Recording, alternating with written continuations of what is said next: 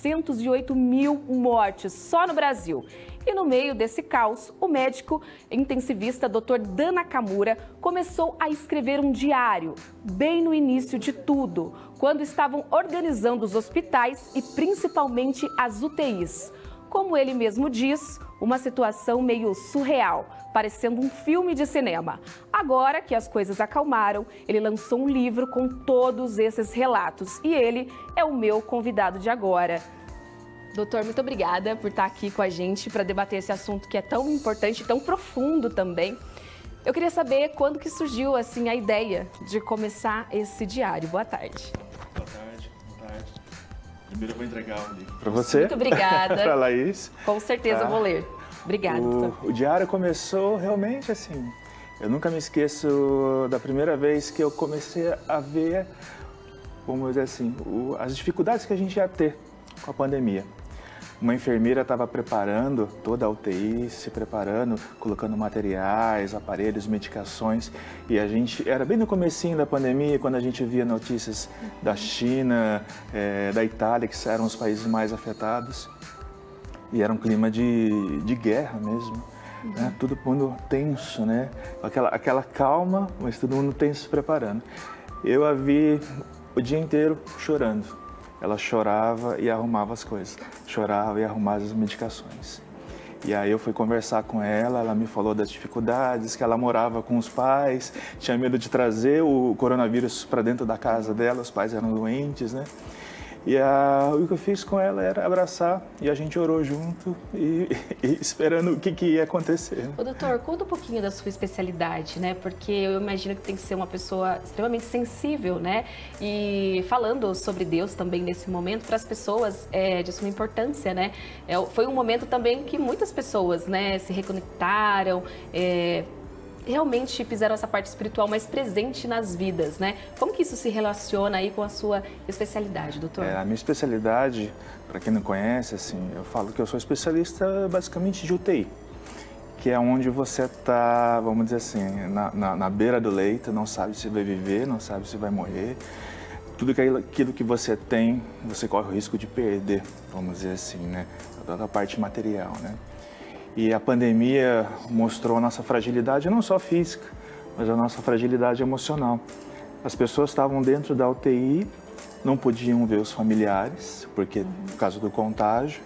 Eram pessoas que estavam cuidando delas, todas com máscaras, gorro. A gente não conseguia nem ver a pessoa que estava cuidando da gente, né? Eu falo da gente porque eu acabei, infelizmente, pegando Covid e ficando na UTI também. Também. Então, isso começou a deixar cada vez mais clara para a gente a parte emocional, mental e espiritual.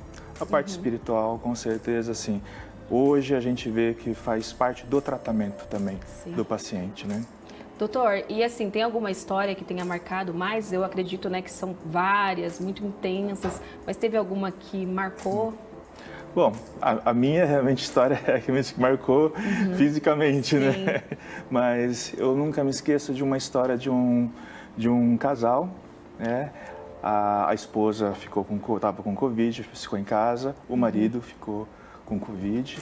Ficou em um estado grave e eles têm, né, uma filha de 15 anos na época e a filha e o pai não eram muito juntos, eram um pouquinho brigados, né? 15 anos, aquela fase um pouco mais difícil. E desde que o pai foi internado em estado grave, teve paradas cardíacas, essa menina, todas as noites, ela orava e lia a Bíblia. Aquilo lá começou a me mostrar que as provações não eram só do paciente, mas a provação envolvia toda a família. Era o marido, era o esposo, o cônjuge, eram os filhos, né? E hoje, graças a Deus, esse senhor saiu e a filha e ele são, assim, inseparáveis, né?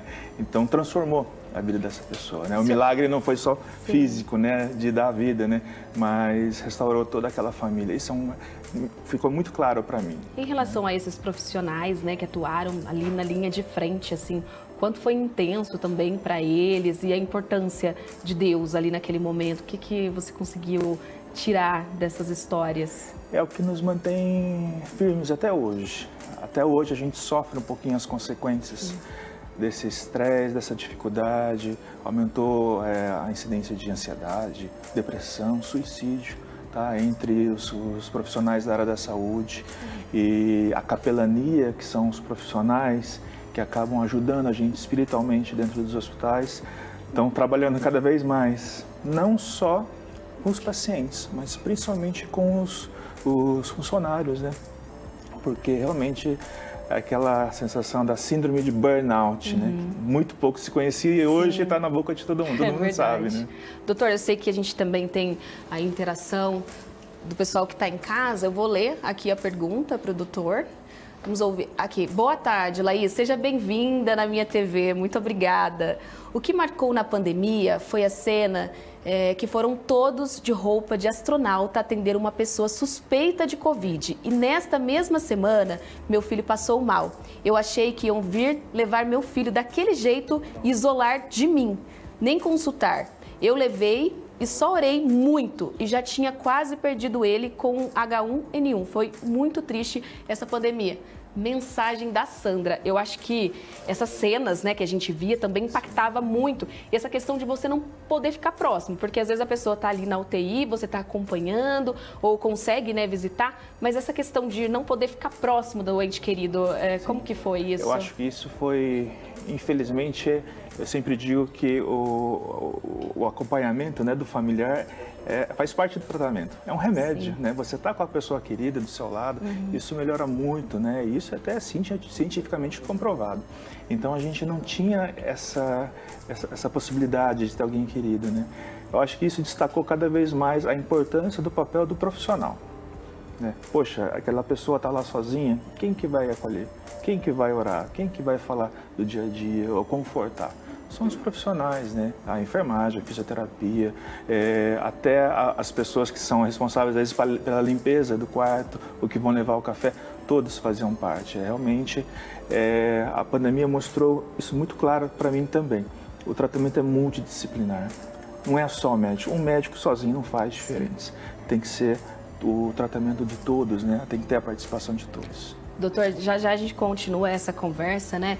A gente só tem um recado rapidinho para quem está acompanhando aí, um recado rápido para vocês. A Marel é especializada em peças de manutenção, de lave-seca, lavadora, ar-condicionado, micro-ondas, geladeira e fica na Rua Araguaia, gente. O WhatsApp deles, para quem quer realmente esse serviço, é 3361-4331. Então, se você está em casa, está precisando desse serviço, é só entrar em contato, 3361-4331. E tem também mais mensagem no WhatsApp. É um assunto que eu tenho certeza que todo mundo está acompanhando aí.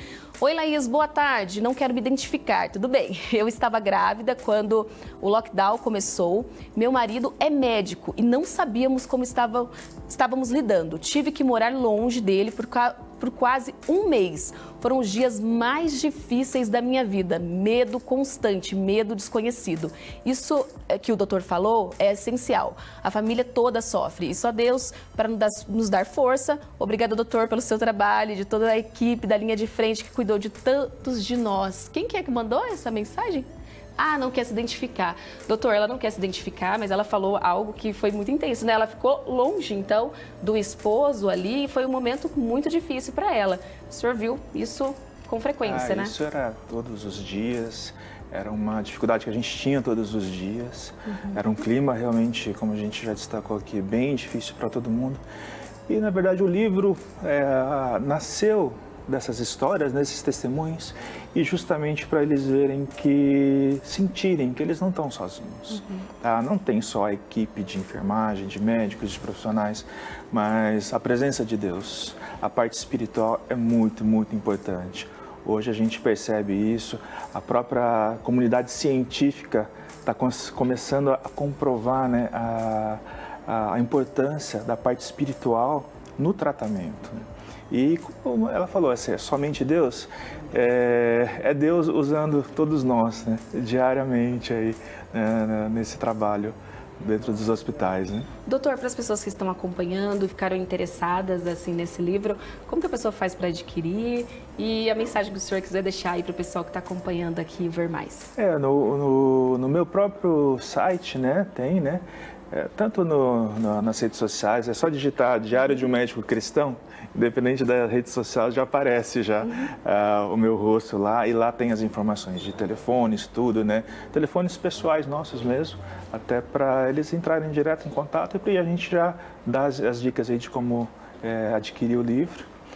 E a mensagem é essa do livro, tá? Que eu sempre falo, quando eu sou chamado para atender alguém, eu estou aqui para cuidar de você, mas o principal, eu vim aqui para dizer que Deus está com você também. Amém. Doutor, muito obrigada, viu, por ter participado. Tenho certeza que quem está em casa gostou muito. Então, com certeza vai acabar adquirindo o livro. Muito obrigada pela sua participação. Obrigado. E agora, a Raquel vai contar um